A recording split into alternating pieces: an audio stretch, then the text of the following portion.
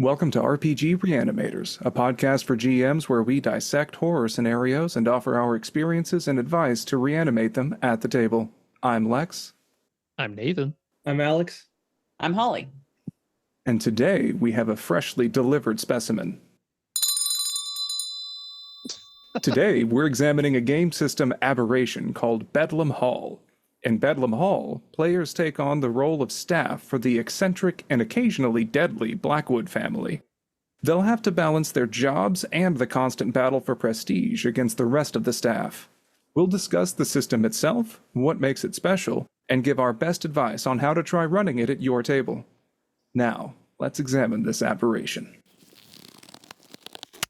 So, Holly, do you want to key us in on what this system is in general? I think you may have the most experience out of any of us here. Yeah, I think Nathan and I split that. But sure, I'll take a crack at it. Bedlam Hall is a powered by the apocalypse RPG. So a 2d6 system that relies mostly on the players moving the narrative forward themselves and taking the initiative to call for dice rolls themselves and things like that. And it uses the fail forward mechanic of there are steps. Every step of success or failure grants you different levels of like success with, caveats or just complete failures with caveats, that kind of thing. But there's usually a way to keep propelling the narrative forward, even when your players are consistently failing, because 2d6 system is usually doesn't yield a lot of successes. Yeah, but that's part of it too. Like the fun is in the failure. Yeah, it should lean to partial successes. Right. Although I think with my last group, that was not the case for a lot of the players. I was hearing a lot of 3s and 4s, which should be rare.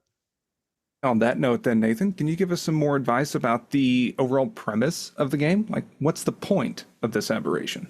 The point of this aberration is basically to mash up Downton Abbey, politics, family, the staff interactions, mix that with the Addams Family, with this kind of look at the bizarre being normal and shrugging it off. Because, of course, as the staff, you generally don't get to be a part of that weirdness. You just have to put up with it. So in this case, the players take on the roles to the servants of Lord Blackwood and their grand English estate sometime after the Great War, somewhere rainy in England. Location is not really important. I mean, that just sounds like England, but yeah, anyway. Pretty much. Unfortunately, the Blackwood family are all completely deranged and make what would be a normal job a literal struggle for your life every day. But along with that, players are also going to be fighting to get the most prestige in the family, because you live a little longer if the family likes you than if you are the next person that they dispatch to the attic to feed their daughter, maybe literally. What would players be looking like when they sit down at the table to play this dreadful game? Anybody can take it away, Holly. Holly, you wrote us such a good. Okay, I didn't want to I was giving Alex a chance to jump in. Oh, please! Sure. I only have negative things to say. Awesome. Every player is choosing a different role to fulfill among the servants. There is a bit of a servant hierarchy as well. Everyone is going to have the same basic moves, the actions that they can take. These actions are going to vary between handling the strangeness that pervades the manor, handling the Blackwood family themselves, or interacting with other PCs. Each role is also going to have their own special move that only they can perform that kind of centers around what their job is. And every PC has a dark secret or two that they are attempting to hide from the Blackwoods and each other. And how does this interlace with the kind of tone that Nathan mentioned, this sort of cross between Downton Abbey and Addams Family or so? Yeah, it's like a silly, macabre kind of tone. If you the book itself is fun to read as well. It's written in very Lemony Snickett style. Like, I'm very sorry you're having to read this kind of thing. So the players react to that strangeness of the family and the manor while trying to survive and keep their jobs. And it's a very PvP heavy game. And, players are encouraged to dig into the secrets, blackmail each other, backstab, and try to one-up each other to gain this prestige, because the family does not care. And I don't think we've really touched on this. The family is strange and odd in a very kind of like occultish, macabre way. Like Lord Blackwood performs rituals and sacrifices because he travels all over the globe and learns weird rituals, but doesn't really understand the consequences of them. He's just like, let's try this out. And his wife is kind of, hysterical and crazy and is thinks everyone is out to get her. And the little girl, the daughter, she sees things that no one else can see and kind of commands them to her will. So that's kind of where the Addams Family element comes in, where like this family is like quite murderous and is not afraid to use their servants for their murderous means.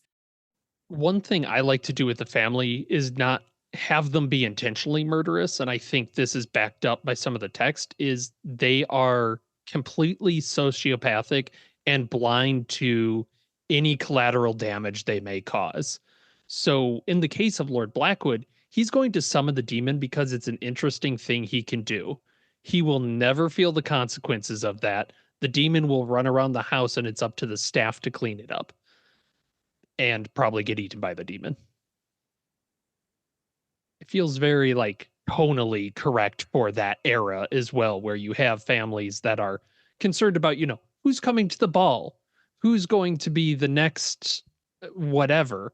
Meanwhile, you've got people downstairs who are fighting for their lives, for money, for food. They might have a kid that they're supporting that they need this job desperately. And the family, of course, never sees that. And so what would a potential GM be looking at to try and run this system? Or are they referred to as the master of the house in the rulebook itself? I understand the scenarios are laid out in kind of an atypical way, at least from my opinion. Yeah, the scenarios are laid out in an interesting way. They all are titled funny, like The Terrible Tale of a Dreadful Birthday Party, The Terrible Tale of a Horrible Tradition, that kind of thing. So again, that Lemony Snickett vibe. And the way they're laid out is there's just a basic premise of like, it's Matilda's 5th birthday. And, the Blackwood family is going to want everyone in town invited to their daughter's party. That's it. Then there are a few questions for the staff to answer that kind of establishes some of the lore. How old is Matilda turning? Why has she been locked in the attic for the last year? Who in the staff does she hate the most? So that it allows the players to participate in a lot of world building and the lore. And then there's a description of all of the NPCs that the players are going to encounter in this particular episode. Lord and Lady Blackwood are always featured, but there's a recurring cast of other people that are going to come in. And then there's a terrible conclusion to the whole thing. And that's it. So the details of what are going to occur in the scenario are really hidden in the NPC details, because each of them has this escalation meter, and what events happen as they become more and more unhinged are tied directly to the premise of the scenario itself. So they are going to present weird and funny challenges to the players to overcome, or sometimes the players can just ignore them and shunt them off to some other poor unsuspecting player, and that is now their problem instead. Hmm. And it's nice. I like that layout a lot because it provides a few different conclusions of how things can go. Any person in a scenario could be the big finale, but it also lets you drop characters. Usually if you're running for a low amount of time, you just don't want to handle 7 or 8 people at a time, something like that, you can skim off a few and still have a recognizable scenario. But I also appreciate that it gives some additions to the house to mention some scenario-specific rooms that you can just bring in. At least that can give a GM some ideas of, oh, go here and do this thing, to add another, leg to the story.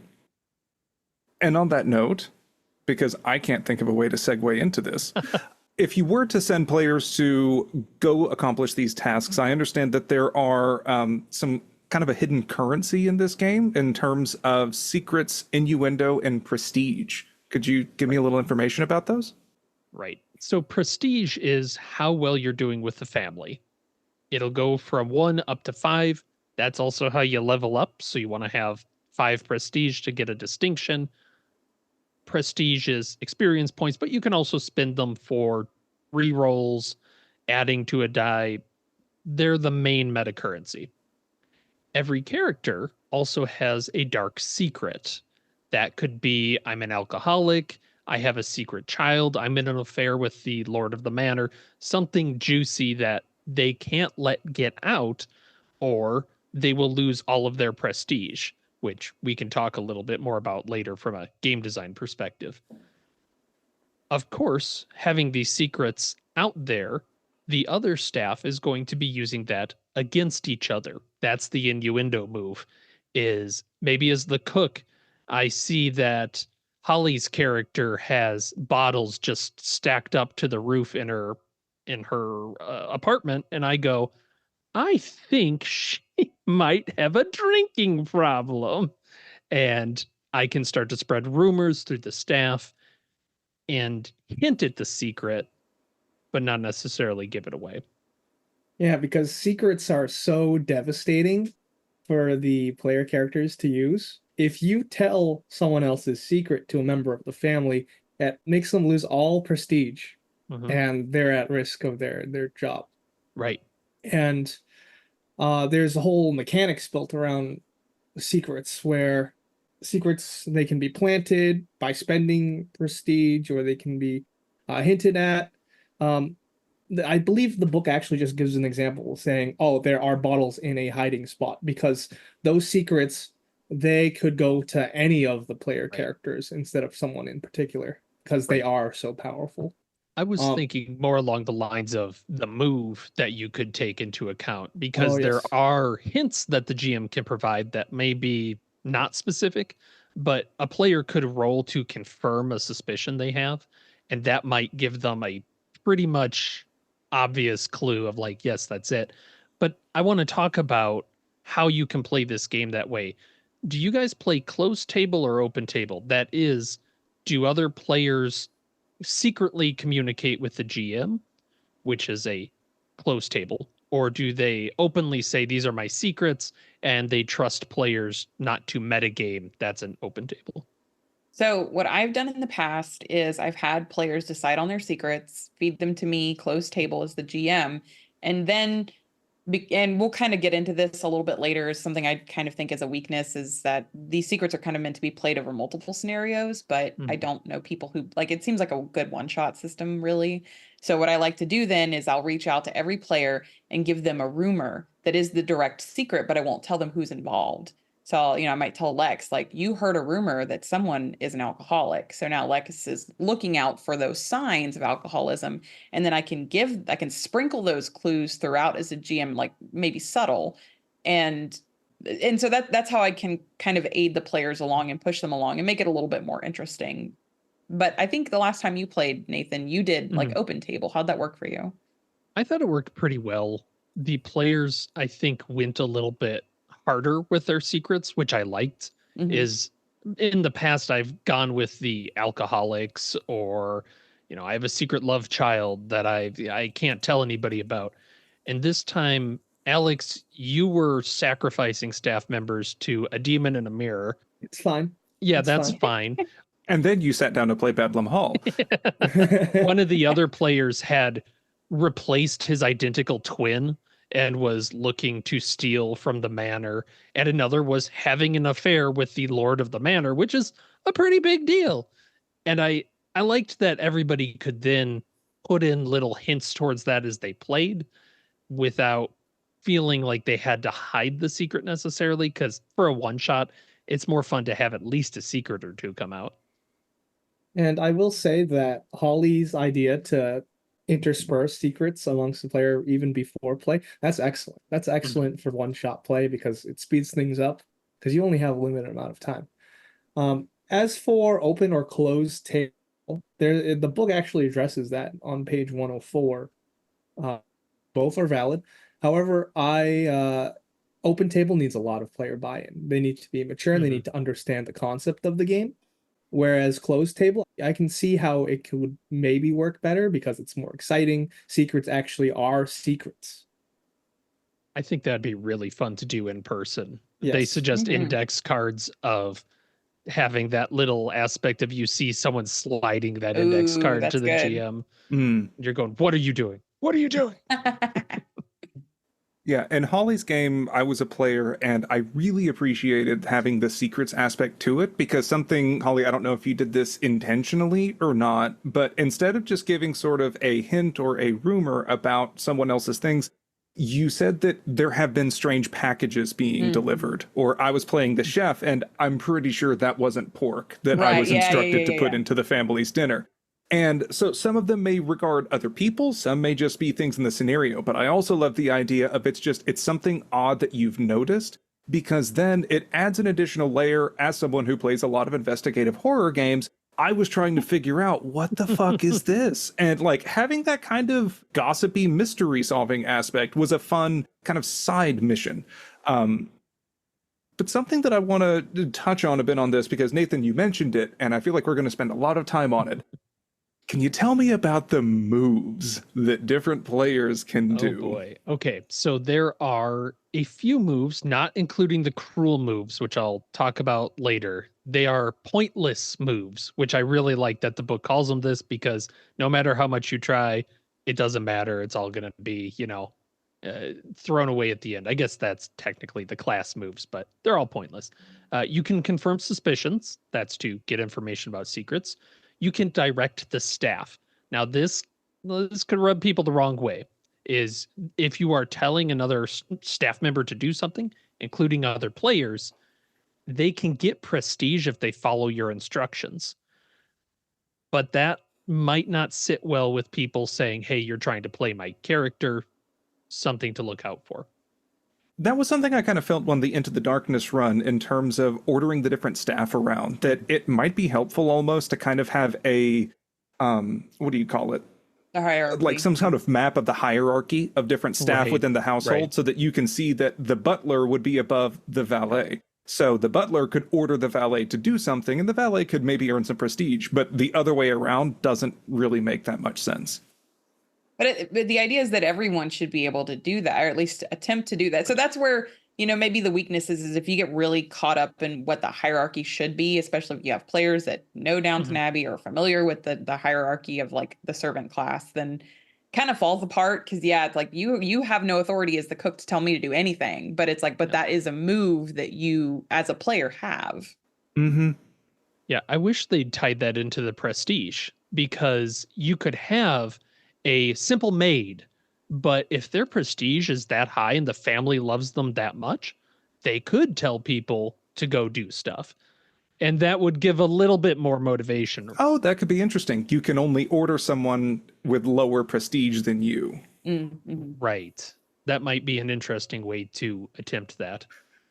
It could also be funny if you order someone with less prestige than you, so that ostensibly they would be able to earn a prestige by accomplishing it. But if you then swoop in to take credit for what they did, you get another prestige. That would be a fun layer to it. Right. Yeah, the backstabbing portion of this is a lot of the fun of kind of always trying to move up in the world. Speaking of, this isn't. Everything in its place is another move. That's to ask questions about a room, a location, trying to figure out what's going on, basically. Guide their direction is when you have a family member. Generally, you can suggest things to the family. You will never tell even the youngest daughter to do something, because you're just the staff. You are below them. So you guide them along their way. And usually they'll ask you to do something for them, and it snowballs and gets worse and worse. Another move is ignore the strange. Stiff upper lip and all that is when something terrible happens and the demon's slaying people left and right, you go, I'm not going to think too hard about that, and you go on with your life. Innuendo is another one of those secrety moves where you're planting hints at somebody else to lose prestige, get you prestige, that sort of thing. Going out on the grounds is a move if you ever have to leave the house. It's a dangerous world out there. It's always rainy. The nearby town is not friendly. You can literally be hurt just by leaving the house. So there's a whole move for that. And some characters, of course, get advantage on that. And the last, and I think the most common, I'll let you guys say, is serve the house. When you're doing something a little bit above and beyond, you'll roll on that to see if you get prestige. And I'm pretty generous with that move of just saying, hey, what are you doing? Let's see if that gets you prestige or not. What do you guys think? Do you use that a lot, a little? Yeah, I'd say that's probably the one I go for the most. And the last moves, and these are shared, interestingly, are the cruel moves. And that just makes everything worse. And each player can only do it once per session. Honestly, they're not well written out on the character sheets that they have.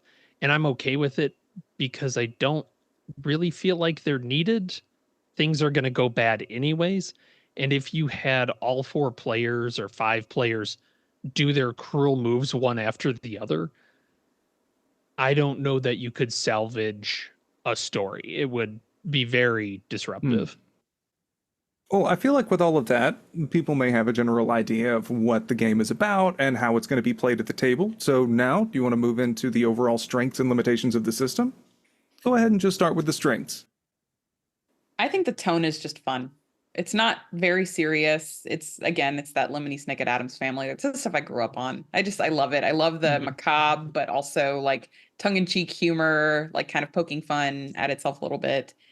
And I think that, the backstabbing element's handled decently. Like everyone has to do it, right? So it's not personal. I understand that sometimes it can get personal in games, but it's like when everyone's doing it and you have to like participate in it, sometimes that kind of takes the sting a little bit away. And it's just really easy to be over the top because the game itself is so like over the top and off the rails, so that you can just add these really wild elements and it'll slot in really well because of the tone. Yeah, I love the oddity of it all. And I love the Blackwood family. A lot of the expansions have extended family beyond that, which is, again, very Addams Family in that way of, oh, here's Cousin It or whoever. Come to visit. They're a special guest star. They're horrible. They do horrible things, and then they leave for your next scenario. And I love role-playing sociopaths. So this is super fun to do because none of the family cares about anything the staff is doing, and that's just inherently both funny and fun. I really like one of my favorite NPCs is Erebus Lycurgus, the little boy that like cannot be killed, but his escalation is he tries more and more extreme things to die to test out this like immortality. And so like that's just like the players running around stopping him from jumping off of the roof of the house, drinking poison, and but he's also this like sickly Victorian child who's coughing open mouthed in everyone's face. Oh my God. I almost killed him in our run on ITD. I was so close to just stabbing him. I wished I would have known that. And I would have. He's just a fun character. He's just a little shit. There's a few children characters in the family, and they're all fun to play. The creepy daughter upstairs that just attacks people randomly. The one we just played with the 2 twins that are walking around to resurrect their dead brother. I had so much fun playing those 2 little creepy twins finishing each other's sentences and just laughing at nothing. So to that degree, I like that these scenarios, when they have these characters, the hooks, the troubles, there's always enough to go with, but it's not overwritten. I think, 5, 6 pages-ish, Ollie, would you agree with kind of fits nicely? They're short. Yeah, scenarios are really short. And like I said, you can tune them to say, oh, I'm not going to have this character in this time, or I'm going to spend time on a different character if you want to rerun it. I feel like the one that I ran recently, I could run again and really mix up the focus on it in a fun way. Yeah, a lot of the system seems to be heavily improv based, that you can build the house if you want, or just kind of let things go and develop during the session, that running the same scenario twice will not go the same way at all. 100% agree. Yeah. I like the player buy-in in the beginning with like, let's define some of the lore. Like you answer some of these questions and we'll, build it together a little bit. Yeah. You can build the house. Yeah, I think that's a great mechanic that, not great for one shots. I think it just eats too much time, but for long-term play. Yeah.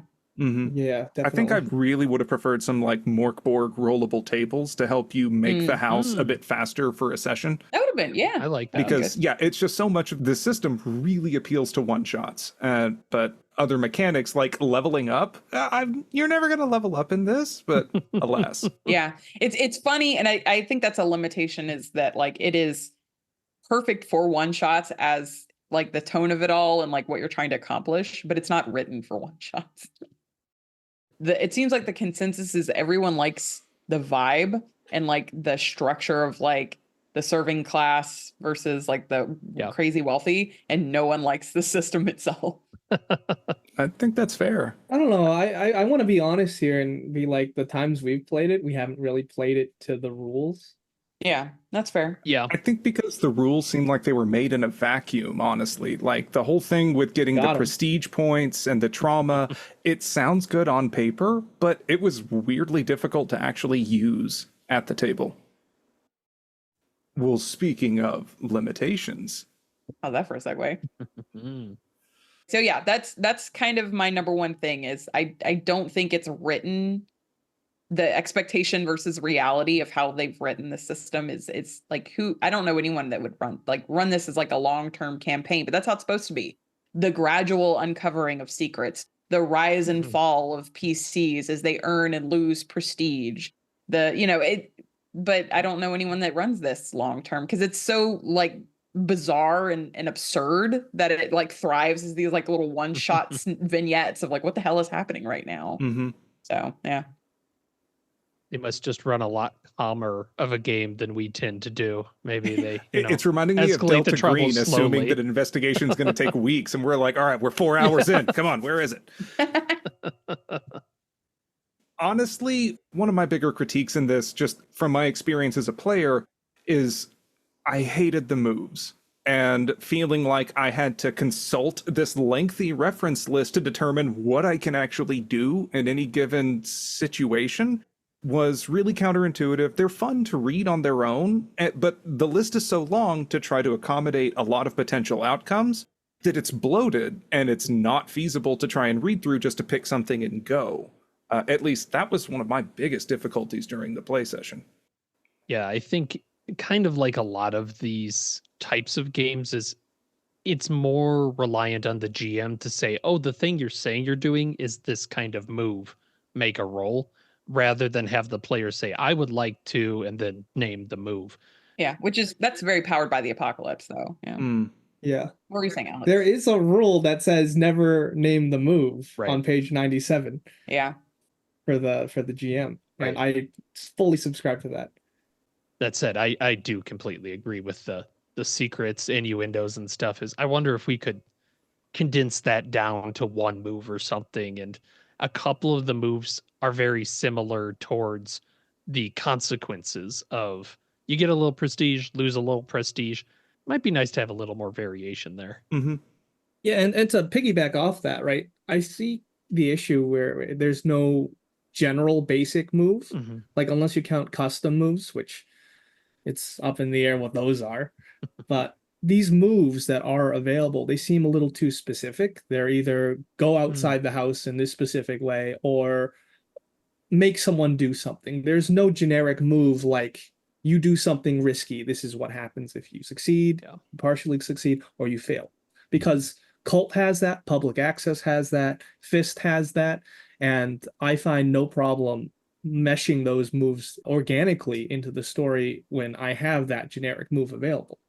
I think that's where my general fallback would be to use the core stats or the ghastly attributes as some kind of just course modifier. And if I don't know what specific move to go, just roll on your composure to go ahead. Roll on fortitude, you're done. Because that way you don't halt the full progress to be like, well, what can I do to accomplish this? I found it pointlessly halting.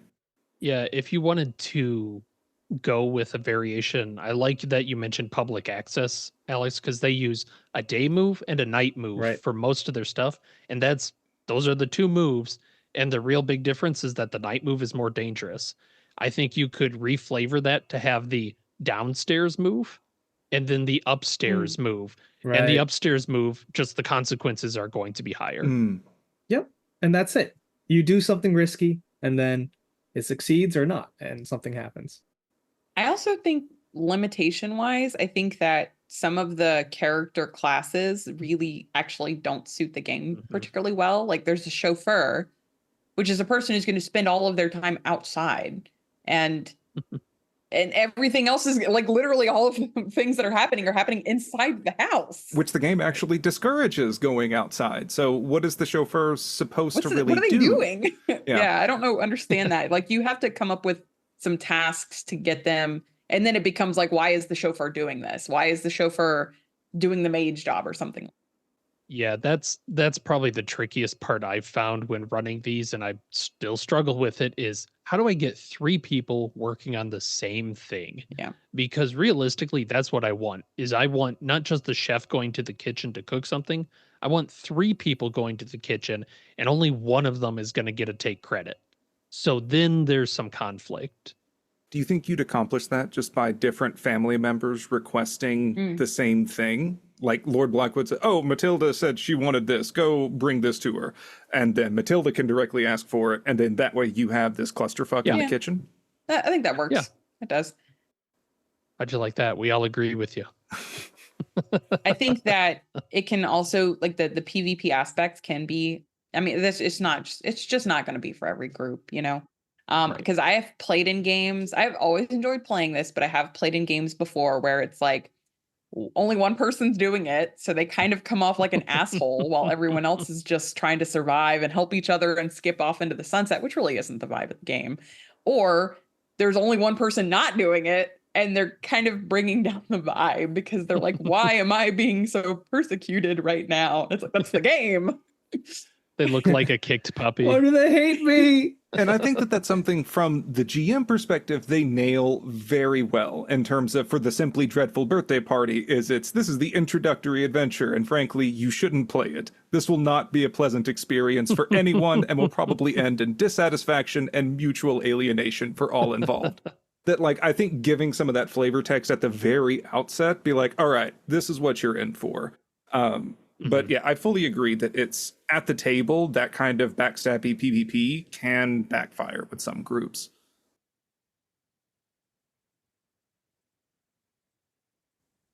Yeah, I don't know.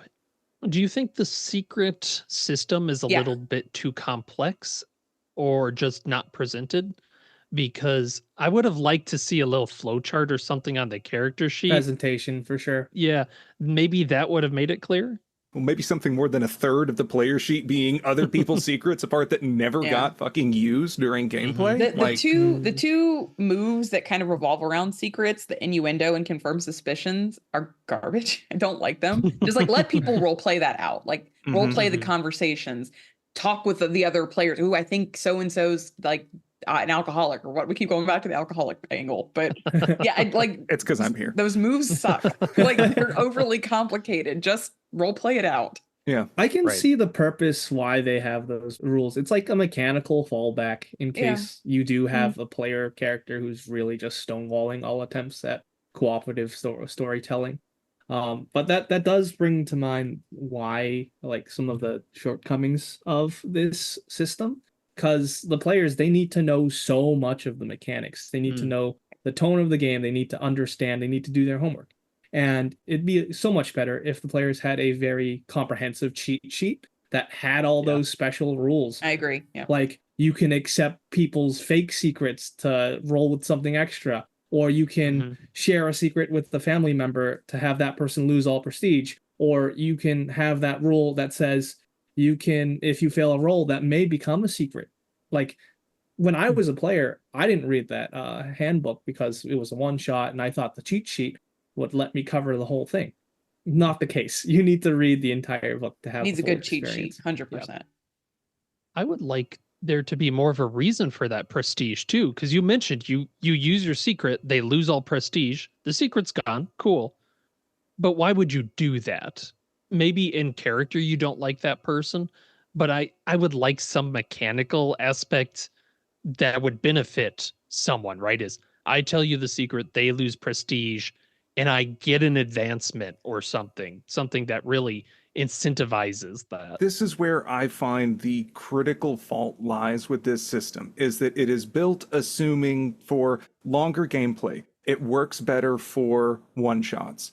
Yet the mechanics of the prestige and the secrets don't work into one-shots. Telling your players to read an extensive list of all the moves and things you can do is not conducive for one-shots, when typically we just kind of want to bullshit, have fun, and tell a fun story. Every time that I try to think about how to modify the prestige to make it matter, I end up falling back on Free League's Year Zero engine, where you would turn prestige into story points, where if you really wanted something to be a success, you can spend a prestige point and then get that as a full success if you really want to move something forward. Yeah. And then secrets may pull it back down or something like that. Alternatively, you could have the prestige be part of the ordering people around or the general moves, but find a way to have the secrets and prestige have some more give and take to really matter more, because the system as written says that whenever your prestige hits 0, you can be fired. Cool. Are you just going to kick that player out for the rest of the game? Is kind of unfun. Are you just going to replace them with someone new? Also not fun. Like, what can we really do here? And this isn't even getting into trauma. I think the intention is to have that player be on the brink of getting fired, where they become desperate enough to throw themselves into super dangerous positions to get 1 prestige back. Oh, that's interesting. Yeah, because it doesn't eliminate them like immediately. Yeah, I figured they'd the just next be scene. like terminated at the end of the scenario or something, but that's like a really valid point, Alex. That's really good. Is it like, for example, there's a cruel move where you just beat the shit out of someone and they take 3 trauma. Like, you could absolutely use that to just gank someone at 2 physical trauma to just remove them from the game. But for the purposes of the story, right, I think a good master of the house would be like, okay, well, you're almost dead or whatever. What is your last thing that you want to do? Oh, that's really good. I like that, actually. Yeah, and I think we talked a little bit about the cruel moves before, but why are they not explained on the character sheet? Because they're not that complex. They're really a lot of escalate the whole family's troubles, or, put a secret out there, something like that. So I have players that have all the other moves fully explained, and then a list of 6 that they're looking at me like, what's this do? What's this do? Yeah, it definitely needs to be organized a little better for my liking. So that way that information is all in one place. If there was some master cheat sheet, that'd be great. Yeah, I agree 100%. I would say this is also not going to be a great system for GMs that are just kind of cutting their teeth on roleplay, or GMs that don't have strong improvisational skills, because new GMs can have really strong improvisational skills. But if you are really a by the book, like, I need a scenario laid out for me beginning to end, this is probably not going to be the system for you. It requires a lot of improvisation on the GM's part. And to that, I would like a little bit more writing in there of just, how do I time things? How do I plan out the session to some degree? I think the players will obviously change everything, but I would like something in there to say, like, oh, you're going to hit, maybe somebody's trouble at about this time, and then you should lean towards a conclusion, or the people will generally, 2 troubles will go up at once or something. Just some kind of flow for me to have an idea, because I can do it based on rolls, but then you're really balancing. I don't want to have a 2-hour session where I go, oh, I'm 2 hours in and nobody's done anything. Yeah. Well, now that we've finished tarnishing the reputation of this clearly awful and pointless system, how can we make this shine? So, Alex, I'd like you to tell me how you thought the mechanic I used in the last game is I ran it like a television show at the start. So we had some new players that had never played this before. One of them came into the session and thought he was playing a different game even. So this is not Brindlewood Bay. No. So to level set, I had a credit sequence up front where it would show, the drafty library, rain coming through. It would show the cathedral hall with their large chandeliers, not cathedral, dining hall. You get it. Yep. But then I'd show kind of the old sitcom introducing Lord Blackwood. It's his safari outfit. He's cleaning a musket. He smiles at the camera, and then the musket goes off and just takes out a servant.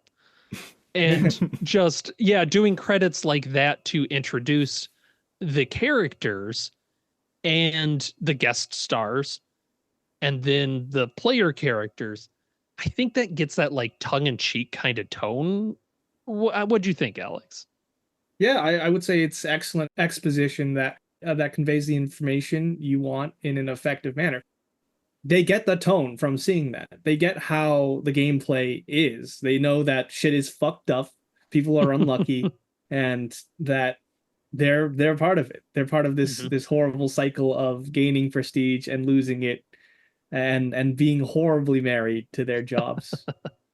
And I wish I'd done confessionals. That's something that reality TV does all the time. TV. I would have loved Interview? that as, yeah, you hit a trauma or a prestige or something and go, all right, you're in the confessional booth. What do you say about this situation? Oh, you could definitely modernize this so it's a reality TV show. Yeah, yeah. And then have after like end of day interviews. Yeah. You just see a guy smoking a fucking cigarette. He looks like Ben Affleck in the rain. He's lost an arm. Man, the Blackwood family.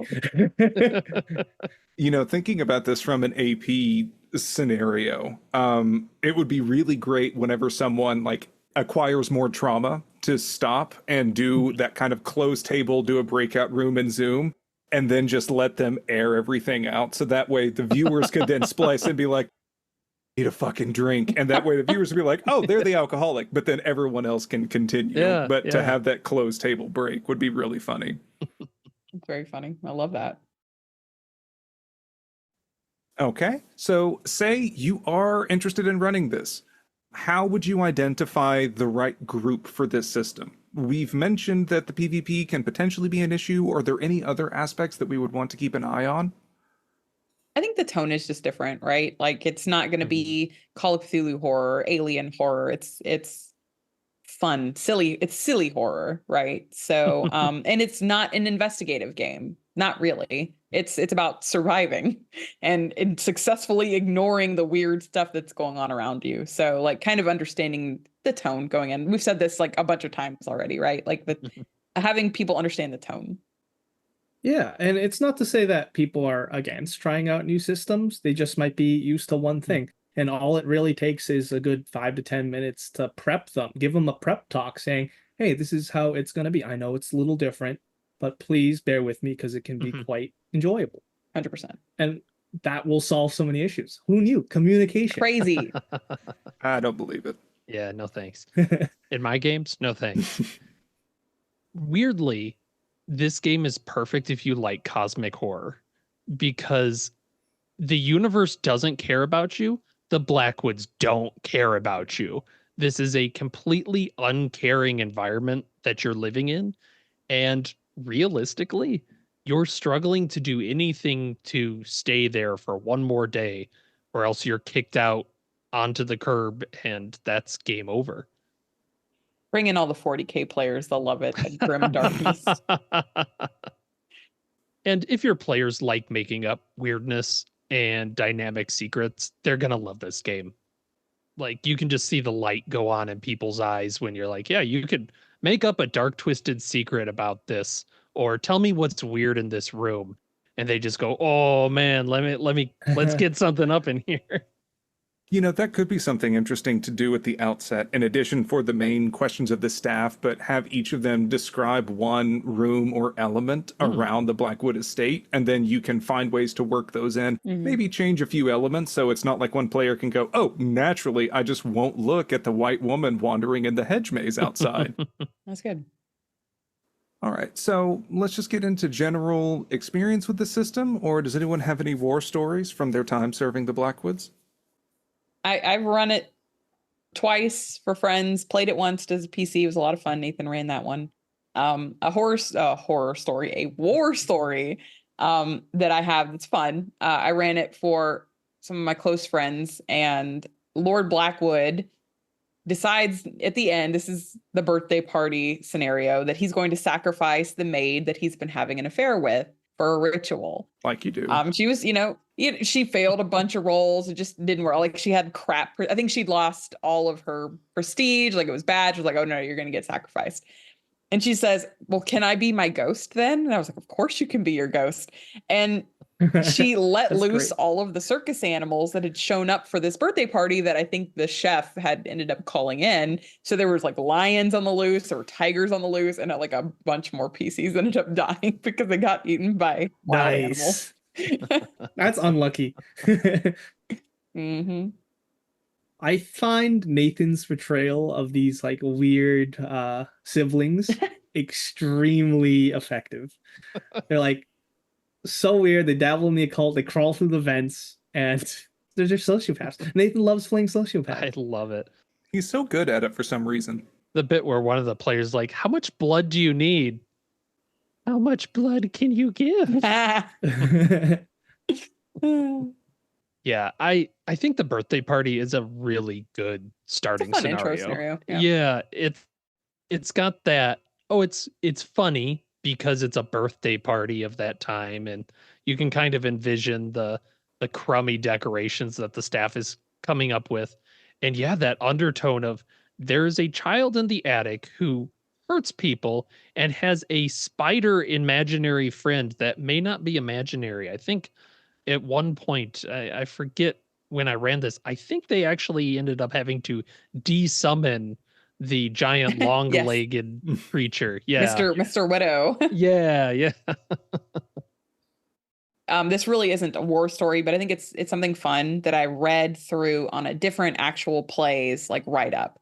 They had decided that the GM decided to give exposition through like flashbacks of like the events that the players remember from their years of service to the Blackwood family. And it's a fun way to kind of introduce characters that then get removed and weird quirks about the manor. Like I remember in the very beginning, they immediately had a flashback to when they lost the previous cook because she had dared bring silverware up to Lord Blackwood through the back staircase, and the back staircase hates silver. So now everyone is, and then at some point later, Lord Blackwood's bitching about the silver, and they wonder, is he turning into a staircase? So like that's the vibe of like the absolutely ridiculous, absurd vibe of the game. Well, as we're closing, do you have any general advice for someone who is planning on running this awful system? I would say I'll take, give out my own advice of gathering secrets as the GM and then like doling them out to players as rumors and things like that. If you're going to go closed table, if you're only doing a one shot, I think that's really the way you have to do it, is like, pushing those secrets so that players can immediately start digging into them. Also, just be silly with this. This is such a silly game. Just be silly. I like giving all of the NPCs really huge personalities. They're ridiculous and bombastic and hysterical and murderous. Like I mean, they're all tropes and it's supposed to be played like that. Yeah, I almost feel like rewatching the Addams Family movies is almost required before running a game of this. And the animated ones, the recent ones, are pretty good. No one can replace Raul Julius Gomez to me. That's true, but they're a different kind of charming. Also, I just like handing out trauma like it's candy on Halloween, because like that just escalates things so much faster. So it's like, oh, you can't ignore that trauma. Yeah, because that gets converted to secrets, which keeps that it moves going. the story along. So right. Yeah, I would make a cheat sheet if you can't find one online. Like, it's important for the players to know that they can take a rest and remove trauma, and that's not very apparent in what's already provided. Yeah. I would also say prep the players, like we said before. It's important to say, for this type of system, just have them say what they want to do, and then the GM can find a move for that instead of the player trying to put this, square peg into the round hole, because then it gets a little awkward. Yeah. I think if I was going to run this again, what I would do is for each of the jobs, have a rough timeline of what their day should look like. Because what I usually find is I'll ask a player, what are you doing? And they may not know what the maid should be doing or expected to do, so they don't necessarily have context to start with. And to that degree, a couple of the character classes are very locational. So make sure they have something to do. The cook has the kitchen. They will be cooking in the kitchen. If there's nothing to cook in the kitchen, what are they doing? And so in that instance, I feel like it may be more scenario dependent. Like the birthday party, clearly there will be a role for the cook. Right. If it's something like a book club meeting, then the cook or the chauffeur probably won't have much of a job. In that case, why wouldn't you narrow down the list of available options and you can just have 2 maids, but you can find ways to diversify them a bit between those players, give them different secrets, Right. or like potentially have them team up against the other ones. You don't have to use all of the different classes all the time. You don't. Yeah. No, I agree. And that's a good way, like Nathan wanting to strive to get multiple people doing the same task at the same time. Great way to do that if you have multiple people playing the same kind of class. These families had multiple maids, so it makes sense. Especially if the Blackwoods keep confusing the two one maid for the other and keep saying, why aren't you here with that? And so it's giving them more pressure to do the other's task. That is a great point. Is always give credit to the person that didn't do the most work, because nothing pisses off players more than the family congratulating the cook for something the butler did.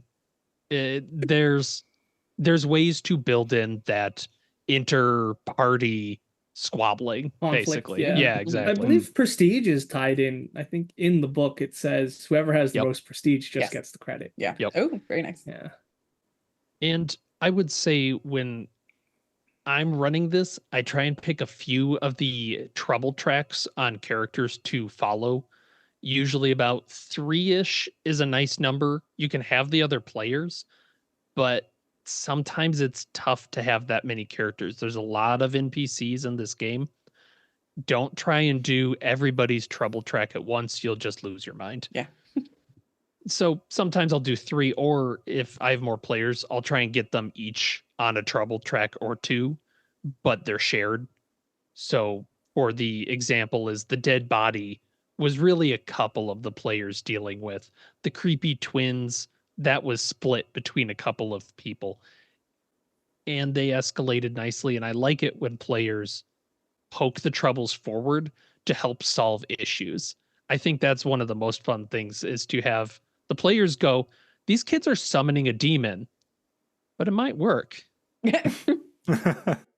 And I like letting people make their own trouble. And Nathan, you also mentioned a note on pacing a little bit ago and wishing that there was some more guidance in there. Would you have any recommendations on pacing for the finales, assuming we're going to be running this as a one-shot system? Yes. 30 minutes before the end of the session is my rough.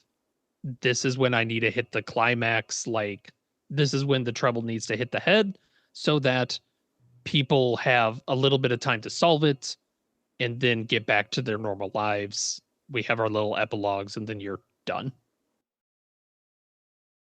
It's funny too, because it sounds like we're very against the system. It does. And I really love it. I really like this system. The only thing I like only about tough on it because we love it. I like it because of the tone. Like, if anyone did it with a different system, I'd be like, fuck Bedlam Hall. Oof. Or even just that simplified system. Yeah. I think, Alex, I'm going to try that next time. Is just you have upstairs move, downstairs move, or something along those lines. And then I don't have to worry about it at all. Just there you go. Like, I think every Powered by the Apocalypse game should just have that basic move where it's like, you do something risky. Because that covers everything. Because you should only be rolling when you're doing something risky, in my philosophy. I just can't, I don't know. I can't get behind Powered by the Apocalypse very much. I'm just like, these, like, they all are bloated with like moves. And I'm like, I don't care about these moves. You're stupid. I mean, are you enjoying public access? I am. You do a good job with it. So. I think it's largely dependent on the keepers and players. Like, I make FIS work. I make public access work. Because I think everyone just needs to have an understanding of it. Powered by the Apocalypse tends to emulate a feeling well. Yeah. Like FIS does that Weird Mercenaries really well public access for that same analog horror. Bedlam Hall, really, like, the rules are all supporting that theory of Downton Abbey. Yep. Just a few mechanical changes might highlight it a little better.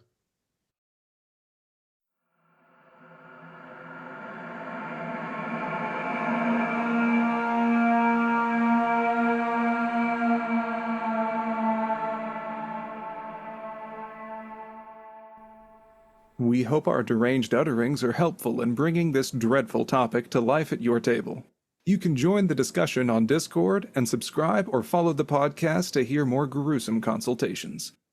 Be sure to check out the show notes for links from the discussion, where to find us, and links for other terrible things like handouts and other resources. So until next time, thanks for listening to RPG Reanimators. Where your games can die. Or live. On the table.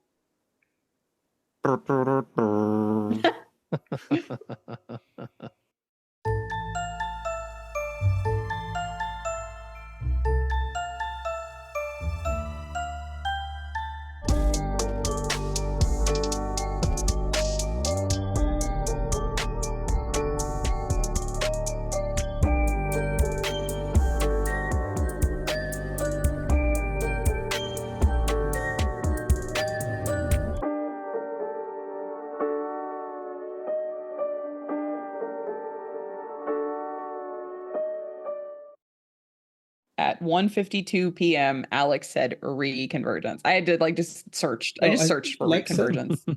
Oh no, Lex said it. I'm sorry. Look, I'm just giving credit for someone else's work. I have more prestige, that's why. Aw. That's it.